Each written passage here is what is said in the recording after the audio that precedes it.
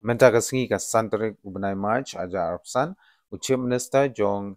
Jela Mekhalaya u Konrad ke Sangma, Lopen bena ka wei na ki special scheme la ni special scholarship na ka menta ki samla pule ki bala pule ya ka post matric shejrong publi shubun ya ka jing plilan plilanti ka jongpi kamtam ya ki samla ki bawan na ki nongkondong ki baduna hakayok kot namar lembaga ka special scheme ka ba pi pentip lane pi penbena shabaro ki samla pule kan yarap shibun ye ki bat kamtam kan te la kamru ya ka drop out lane ya ki jing pep school jongi khana kamtam bawan na kilong yeng ki baduk namar kumba phila yo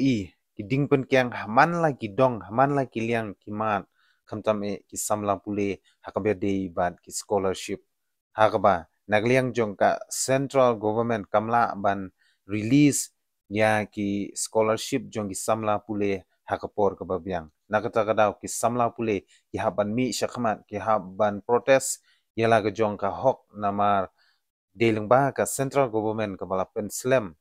Andre wala ka taru nga urge ya ka state government pakan sim kialem hakabaya de bad ka jing release ya ki scholarship schemes jong ki samla pule baper hakapor ka babyang khnang ba mekiru kinyo ban pendon kam yala ka jong ka scheme hakar kom ka badei khamtam ban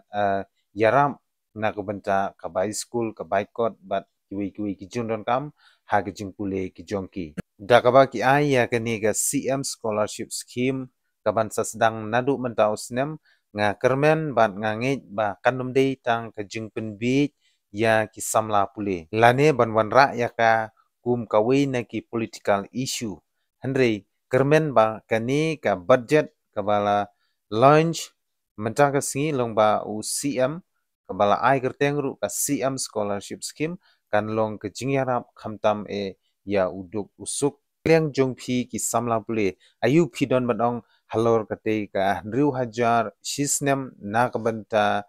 ka scholarship ka jongpi khamtam yigitu ki khna ki ba pule ya ka post matric shajrong e sngoba ban bu ye ki comments ki jongpi lada pi sngo ya ha ne kat kum kate ki jingmang jong ka state government ban ai shpi ki samla pule Pagaweru yole se pim sngotu halor ketika jingkren jong u chief minister jongi dengan pensutu epi bat ngan translate ya ketika jingkren ke jong i syakaktin kasih hakaba ilong ba mencar kesengi ka state government kala launch ya gawe na ki scheme ke bakar pang khamtam ya ki samla pule post matric kata kabala ai kerteng ka CM scholarship scheme but ya kani ka budget lamang bansam syabaro kisamla pule iha kador kabamar Riu Hajar atengka shisnem kani galong ka jingyaram kumno ban at biang ya kate ka Riu Hajar harangkat bad ka Central Scholarship Scheme kabagi samla pule kiyo namar lengba ka Central Scholarship Scheme layo i bat latip ba kadon ke jingtut hang ne hang tai bat ke jing slam ha ke jing release ke jongki na kata kadau na galiang jong ka CM scholarship scheme kan at biang ya ketikan Riu Hajar kum shibenta ban yarap ha yo le se ka slam ha ke jing release na ka central scholarship scheme ya kum tang ba ketikan Riu Hajar kisam la ple po ka state kilala ban pendon kam bat kila yarap yalade na kabenta kabailut by step khamtam hagijing pule ke jongki baru ban khamshai shu halor kate ka CM scholarship scheme jong ka state Meghalaya tuing nias ngap ya ke jingkren jong chief minister jongi hakaktin pareng. Dear friends, I am happy to inform you